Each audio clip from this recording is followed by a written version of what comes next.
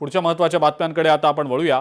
रायगड जिल्ह्यामध्ये जलजीवन मिशनच्या कामामध्ये झालेल्या भ्रष्टाचाराविरोधात आता जिल्हा परिषदेनं आक्रमक पवित्रा घेतलाय। कामं न करता बिलं काढणाऱ्या कंत्राटदाराला काळ्या यादीत टाकण्याचा इशारा जिल्हा परिषद अध्यक्ष मंगेश वाकडीकर यांनी दिलेला आहे। त्याचबरोबर चुकीच्या कामांना मंजुरी देणाऱ्या अधिकाऱ्यांवर कारवाईचे स्पष्ट संकेतही दिले।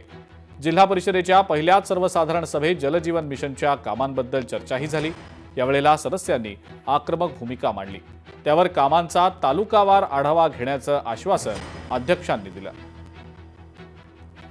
अधिकारी आणि कॉन्ट्रॅक्टर यांनी संगनमत करून ज्या ज्या योजना फेल केलेत त्यांची सर्वांची चौकशी लावून प्रत्येक योजनेमध्ये ज्या योजनेला सोर्स असेल त्याच योजनेला पुढचं बिल देण्यात येईल। ज्यांनी योग्य पद्धतीने काम केलं त्याला बिल देण्यात येईल आणि ज्यांनी योग्य रीतीने काम नसेल केले किंवा कुठल्याही प्रकारचा भ्रष्टाचार असेल अशा पद्धतीचे जे कॉन्ट्रॅक्टर असतील त्यांना ब्लॅकलिस्ट करून आणि ज्या ज्या अधिकारी याच्या सामील आहेत त्यांना पदच्युत करून आम्ही येणाऱ्या काळात जलजीवन मिशन योजना ही कशा पद्धतीने कार्यान्वित करू यासाठी आम्ही डे नाईट काम करून ही योजना अतिशय चांगल्या पद्धतीने करून प्रत्येक नागरिकाला ज्याचा मूलभूत हक्क आहे की त्याला पाणी मिळालं पाहिजे ते करण्यासाठी आम्ही कटिबद्ध आहोत।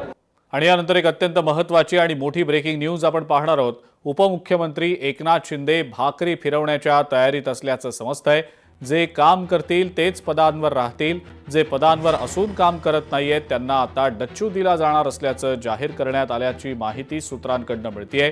सध्या जाहीर करण्यात आलेल्या संपर्क प्रमुख यादीमध्ये सुद्धा अनेक आमदार आणि खासदार यांची नावं आहेत आणि त्यांना स्वतःचा मतदारसंघ पाहून संपर्क प्रमुख असलेल्या जिल्ह्याची आणि लोकसभा मतदारसंघाची सुद्धा जबाबदारी आता पाहावी लागणार आहे। आता निवडणूक नसल्यानं एकनाथ शिंदेंचं सर्व लक्ष पक्ष संघटना वाढीकडे असल्याची सूत्रांनी माहिती दिलेली आहे। त्यासाठी सतत सर्व पदाधिकाऱ्यांच्या तसंच आमदार खासदार आणि मंत्र्यांच्या कामाचा आढावा स्वतः एकनाथ शिंदे घेत राहणार आहेत।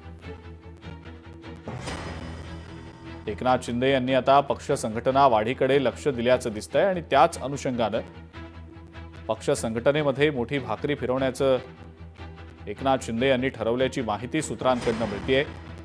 ज्यांना जी पदं दिलेली आहेत त्यांनी त्या पदांचं जर काम केलेलं नसेल तर त्यांना डच्चू दिला जाईल असा थेट इशारा देखील पक्ष नेतृत्वाकडून पदाधिकारी आमदार खासदार आणि मंत्री यांना दिला गेल्याची माहिती सूत्रांकडून मिळतेय।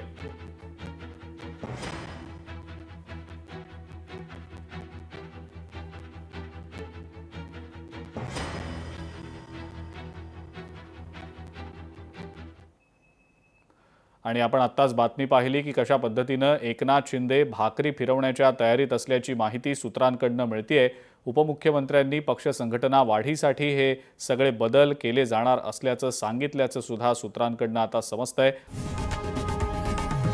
लोकशाही मराठी ऐका, पहा, जागरूक रहा।